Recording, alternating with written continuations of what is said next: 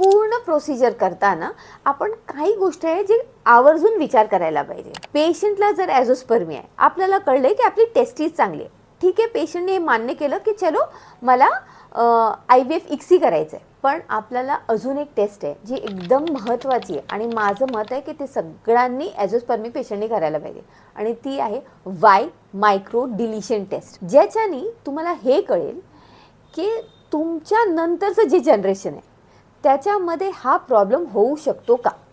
आणि जर Y micro deletion positive आलं आहे तर तुम्ही जरी टीसा किंवा पिसा टेक्निकनी एक टिश्यू काढलं आणि स्पर्म काढून प्रेग्नन्सी अचीव केली तर त्या बच्चूमध्ये पण हा प्रॉब्लेम होऊ शकतो.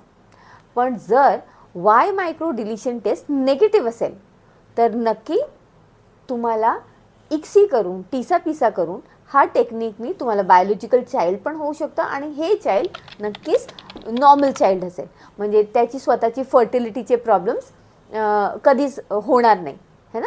तर that will have to be defining. तर ॲझोस्पर्मियामध्ये आपल्याला हे सर्वात महत्त्वाचं आहे की निराश होऊ नका आणि कारण शोधा की का झालं आहे. इन्फेक्शनमुळे झालं आहे का, ऑर्किडायटिसमुळे झालं आहे का, ट्रॉमामुळे झालं आहे का, लाईफस्टाईलमुळे झालं आहे का, किंवा आपण जिमच्या नादामुळे भरपूर स्टिरॉइड घेतल्यामुळे झालं आहे का. ह्या सगळ्या कारणाचा शोध घ्या. डॉक्टरना खरं आहे ते सांगा.